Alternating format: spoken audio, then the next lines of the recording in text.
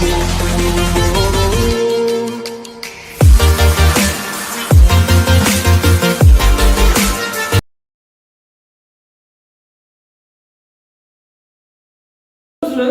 आज के पार्ट में हम लोग एक्सरसाइज 1.5 को डिस्कस करेंगे। ये बहुत ही छोटा सा पार्ट है एंड वेरी इजी पार्ट है ये। इसमें हम लोग पढ़ेंगे कॉम्प्लीमेंट ऑफ अ सेट। मैं पहले से यहाँ पे लिख के रख दिया हूँ उसका डेफिनेशन या फिर इसका स्टेटमेंट जो है। तो कॉम्प्लीमेंट ऑफ अ सेट क्या होता है? Let U be a universal set and A is a subset of U। याद रखना, जो जिस सेट के बारे में हम लोग बात कर रहे हैं ये किसी सेट का सबसेट होना पड़ेगा तभी ये एप्लीकेबल है। Let U be a universal set and A is a subset of U, then the complement of A is the set of all element of U which are not in element A। इसका मतलब मान लो एक universal set है 1 2 3 4 5 6 7 8 9 10 और इसका एक subset है मान लो 1 3 5 7 9। तो अगर हमें पूछा जाए कि A का सप्लीमेंट, ए का सप्लीमेंट इसको हम लोग ऐसे लिखते हैं, ऐसे भी लिखते हैं, ए के ऊपर ऐसे बार ऐसे भी लिखते हैं, लेकिन जनरली हम लोग ऐसे ही इसको लिखते हैं। ए कंप्लीमेंट जो होगा, ए कंप्लीमेंट इसका होगा ये छोड़ के जितने भी नंबर है यूनिवर्सल सेट में, मींस ए में जो जो है वो छोड़ के बाकी जो भी नंबर है वो सब होगा ए सप्लीमेंट, जैसे कि 2 4 6 8 10। समझ में आ गया? ये यूनिवर्सल सेट है, ए उसका सबसेट है। हमसे क्वेश्चन ऐसा पूछा जाएगा कि इसका कंप्लीमेंट क्या है? इसका कंप्लीमेंट ये एलिमेंट छोड़ के बाकी जितने भी एलिमेंट्स है सब होगा उसका कंप्लीमेंट। और इसको हम लोग ऐसे डिनोट करते हैं मैथमेटिकली। चलो मैथमेटिकली मैं यहाँ पे डिनोट करके दिखा रहा हूँ। a dash is equals to x is to x epsilon u belongs to u and x does not belong to A। ये जो एलिमेंट्स है वो U से बिलोंग करता है लेकिन A से बिलोंग नहीं करता है। A को छोड़ के बाकी सब जो एलिमेंट्स है वो है। तो mathematically complement of a set को हम लोग ऐसे रिप्रेजेंट करते हैं। तो कंप्लीमेंट ऑफ अ सेट क्या है ये तो समझ में आ गया होगा। इसको हम लोग ऐसे लिखे तो भी ये होगा कि U माइनस A, U से A माइनस कर दो तो जो सब एलिमेंट्स रहता है वही है A कंप्लीमेंट। तो इसका जितने भी पार्ट्स है मैंने सब समझा दिया। इसको वेन डायग्राम में मैं रिप्रेजेंट करके दिखा देता हूं। वेन डायग्राम में भी रिप्रेजेंट करके दिखा देता हूं। अगर ये यूनिवर्सल सेट है और ये ए है तो ये जो बाकी सब है ये ए छोड़ के बाकी सब जितना एलिमेंट्स है वो सारा है ए कंप्लीमेंट। ये होगा ए और बाकी जो शेडेड पोर्शन है वो होगा ए कंप्लीमेंट।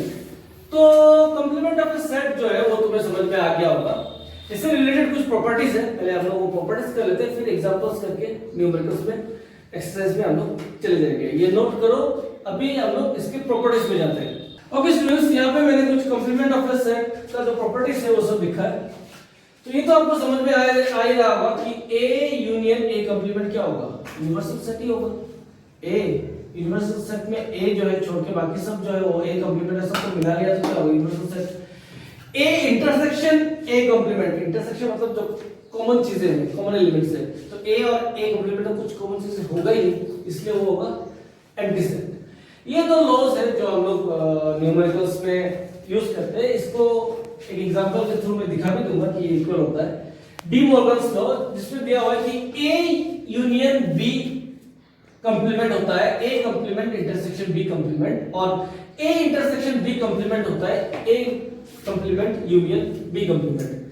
थर्ड वाला ए कंप्लीमेंट का कंप्लीमेंट क्या होगा? ए ही होगा।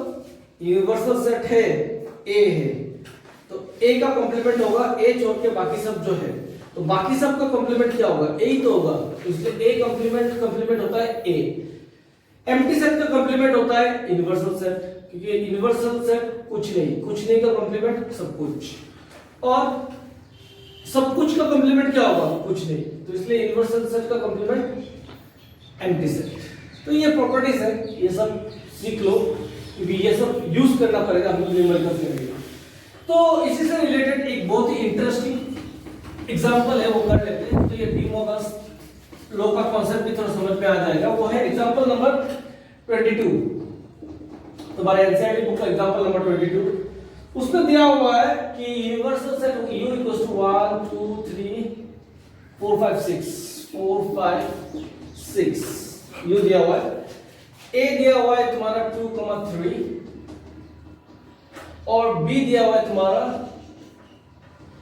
3 4 और 5। हमसे पूछा है फाइंड ए कंप्लीमेंट कमा बी कंप्लीमेंट कमा ए कंप्लीमेंट यूनियन बी कंप्लीमेंट फिर ए यूनियन बी और लास्ट में बोला है एंड हेंस शो दैट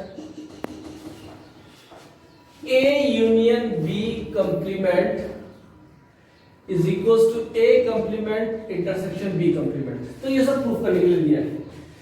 तो पहले एक काम करते हैं, ये A है ये U है, तो पहले A कंप्लीमेंट निकाल लेते हैं। A कंप्लीमेंट क्या था, जो A सबसेट A में जो सारे एलिमेंट्स U में नहीं है, A में जो है वो छोड़ के बाकी सब जो U में नहीं है तो वो सब। तो यहाँ पे 2 और 3 है, 2 3 छोड़ के और क्या क्या है 1 4 5 और 6, ये आ गया हमारा A कंप्लीमेंट। अभी B कंप्लीमेंट क्या होगा, B में 3 4 5 है तो 3 4 5 छोड़ के यूनिवर्सल सेट में और क्या क्या है 1 2 और 6, ये आ गया हमारा B कंप्लीमेंट। फिर ढूंढने के लिए बोला है हमें A complement intersection B complement.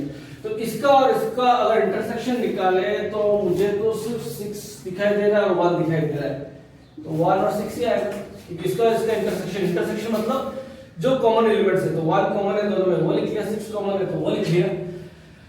अब A union B, A union B, A union B क्या आएगा A और B का यूनियन। तो A और B का यूनियन आएगा तो सारे एलिमेंट्स 2 3 रिपीट हो रहा है तो सिर्फ एक ही बार लिखना है, यूनियन है ना 4 5 2 3 4 5। अब पूछा गया है कि show that A union B का कंप्लीमेंट। तो A यूनियन B का कंप्लीमेंट क्या होगा, A यूनियन B का कंप्लीमेंट होगा 2 3 4 5। अगर मैं यहां से हटा लूं यूनिवर्सल सेट से अगर 2 3 4 5 हटा लूं तो बचता क्या 1 और 6। This is equals to A complement intersection B complement. A complement intersection B complement हमने निकाल के रखा 1,6 ये आ गया 1,6 is equals to A complement intersection B complement has proved. तो समझ में आ गया, ये सब बहुत इजी है, थोड़ा प्रैक्टिस करने का जरूरत है फिर तुम में इन सब में परफेक्ट हो जाओगे। तो इसके बाद हम लोग अभी चलो डायरेक्ट ले जाते हैं हमारे एक्सरसाइज क्वेश्चंस पे। ओके स्टूडेंट्स, नाउ एक्सरसाइज 1.5 में पहला जो क्वेश्चन है लेट यूनिवर्सल सेट दिया हुआ है, A दिया हुआ है, B दिया हुआ है, ये सब तुम लोग करना करके ग्रुप में आंसर भेजना और अगर डाउट्स हो तो मुझसे पूछना ग्रुप में या फिर अगर कोई YouTube में देख रहा तो कमेंट सेक्शन में कमेंट करना, क्योंकि ये सब मैं समझा चुका हूं कंप्लीमेंट में, तो ये बहुत ही ज्यादा इजी क्वेश्चन है। सिमिलरली क्वेश्चन नंबर 2 जो है वो भी बहुत इजी है, वो भी कर लोगे। क्वेश्चन नंबर 3 से मैं एक काम करता हूं, तुम लोगों को क्वेश्चन नंबर 3 का सब्डिविजन 10 और 11 करा के देता हूं, ऊपर वाले तुम लोग कर लोगे। 3 का नंबर 10 दिया है कि A equals to x is to x। अच्छा शायद तुम लोगों के पास बुक ना हो तो क्वेश्चन नहीं लिखा होगा, तो ये क्वेश्चन कराने के बाद खत्म करने से पहले मैं जितने भी क्वेश्चन है इस एक्सरसाइज का सब ये स्क्रीन पे दिखा दूंगा। तो पहले ये कर लेते हैं।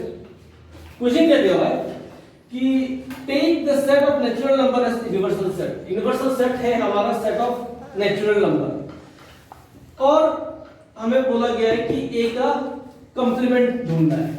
अब देखो, अगर ये है हमारा सबसेट A की 7 से लेके ऊपर जितना भी नंबर है वो A है और यूनिवर्सल सेट है हमारा 1 2 3 4 डॉट डॉट डॉट, तो इसका कंप्लीमेंट क्या होगा? मेरे हिसाब से इसका कंप्लीमेंट होगा 7 से छोटा जितना भी नंबर है वो सब, क्योंकि 7 से बड़ा जितना भी नंबर है सब तो यूनिवर्सल सेट में आ रहा है। तो इसका आंसर कैसे लिखेंगे हम लोग? इसका आंसर हम लोग ऐसे लिखेंगे A complement equals to x is to x less than 7, x is to x less than 7 and x epsilon natural number। हो गया ना A complement। Similarly question number 11 करते हैं। 11 में क्या दिया हुआ है कि A equals to x is to x epsilon n natural number and 2x plus 1 less than 10। तो ये इनइक्वालिटीज है। तुम्हें इनइक्वालिटीज कैसे सॉल्व किया जाता है वो मैं नेक्स्ट में सिखा दूंगा। अभी नेचुरल प्रोसेस हम लोग खत्म कर देते हैं। इसको हम ऐसे लिख सकते हैं x is to x। इसको अगर मैं सॉल्व कर दूं तो 1 उधर जाके हो जाएगा 9, 2 उधर चला जाएगा, x लेस देन 9/2। ये तो हो जाएगा 10, 1 उधर जाके माइनस हो जाएगा। एक्चुअली इनइक्वालिटीज पे हम लोग इक्वल टू के साथ जैसे करते हैं वैसा नहीं कर सकते। यहाँ पे क्या करना पड़ेगा, हमें दोनों साइड पे -1 करना पड़ेगा। तो 1 और +1 कट जाएगा, ये 9 हो जाएगा। फिर 2 से डिवाइड करना पड़ेगा। ये नेक्स्ट चैप्टर जो हमारा इनइक्वालिटीज आएगा तब मैं ये समझा दूंगा डिटेल्स में। अभी जैसे इक्वल टू में करता हूं वैसे देख लो। 1 उधर जाएगा तो 9, 2 आ जाएगा तो ये आ गया। अब इसका कंप्लीमेंट क्या होगा कि नेचुरल नंबर्स में जो 9/2 से छोटा है सब, तो a कंप्लीमेंट क्या हो जाएगा, x is to x actually your natural number and x ये तो ग्रेटर है ना तो लेस देन हो जाएगा। बस सिंपल कंप्लीमेंट में जो है उसका ठीक उल्टा कर देना है नेचुरल नंबर से। Okay, now question number 4। अभी जो मैंने एग्जांपल नंबर 22 तुम लोगों को सॉल्व करके दिया था उस 22 के जैसा सेम है क्वेश्चन नंबर 4। तो ये तुम खुद से कर लोगे और करके अगर उधर कुछ डाउट हो तो होना नहीं चाहिए क्योंकि बहुत ही ज्यादा इजी है। तो तुम लोग मुझे कमेंट सेक्शन में बोल सकते हो या ग्रुप में भेज सकते हो। अब आते हैं Venn diagram. Draw appropriate Venn diagram of the following. चलो ये मैं करवा के देता हूं तुम्हें।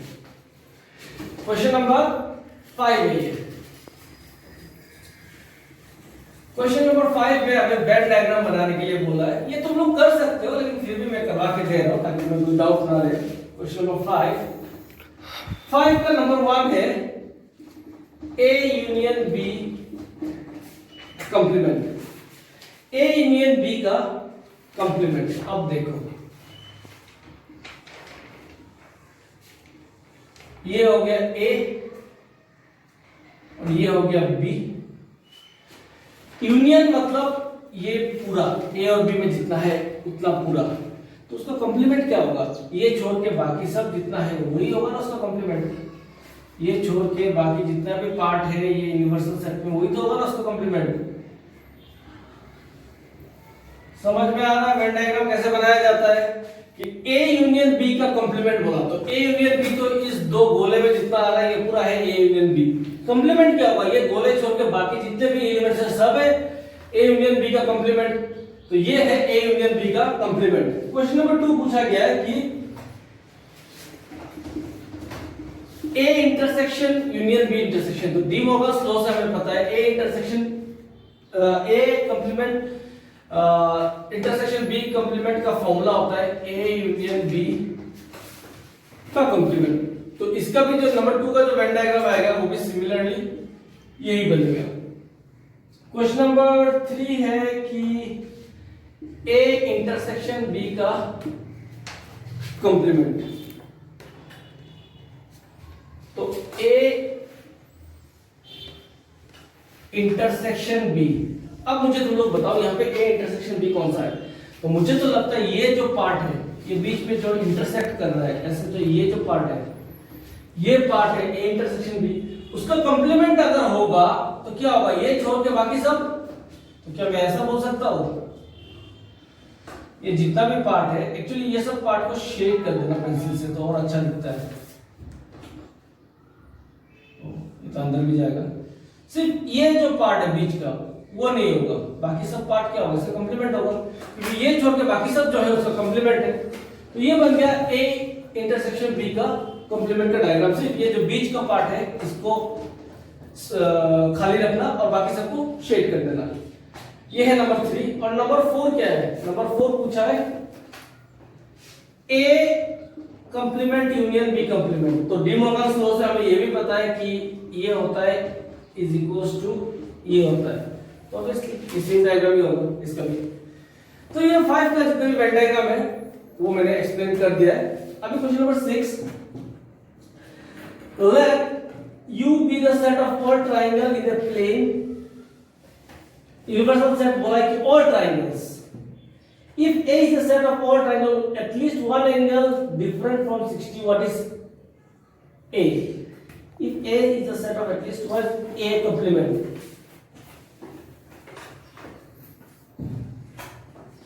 तो यहां पे बोला है कि if A is a set of all triangles, at least one angle different than 60.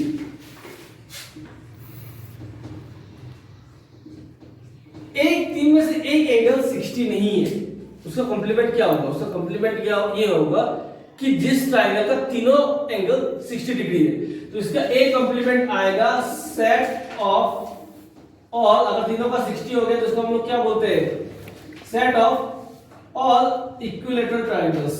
Equilateral triangles, क्योंकि हमें ए क्या दिया गया है? ए दिया गया है कि एक भी ट्रायंगल जो 60 नहीं है, उसका कॉम्प्लीमेंट क्या होगा? कि वैसा ट्रायंगल जिसका हर एंगल 60 डिग्री हो। तो हर एंगल 60 डिग्री किसका होता है? Equilateral triangles. और फिलिंग द ब्लैंक्स, अरे ये तो खुद से कर लोगे, 7 भी खुद से कर लेना, डाउट हो तो मुझसे ये कर लेना। अभी तुम लोगों को मैं एक काम करता हूँ, जो क्वेश्चंस है वो सब दिखा देता हूँ, कि अगर तुम्हारे पास अगर बुक नहीं है अभी फिलहाल, तुम लोग वो देख के कर सकते हो। तो ये है क्वेश्चन सारा, 1 2, ध्यान से इसका स्क्रीनशॉट निकाल लो। और ये क्वेश्चन नंबर 7। तो ये इसी के साथ ये एक्सरसाइज 1.5 यहीं पे खत्म होता है। और कुछ डाउट्स वगैरह हो तो कमेंट सेक्शन में या ग्रुप में मैसेज भेज के पूछ सकते हो। और जितने भी टास्क दिया वो खुद से करने का कोशिश करना, तभी जाके तुम्हारा इसमें इंप्रूव होगा। और नेक्स्ट पार्ट में हम लोग 5 और 6 और मिसलेनियस खत्म कर देंगे, और थोड़ा जो एंट्रेंस लेवल के क्वेश्चंस है जेडब्ल्यू मेंस एडवांस का, वो भी हम लोग कर लेंगे। तब तक पढ़ाई करते रहे। Bye bye.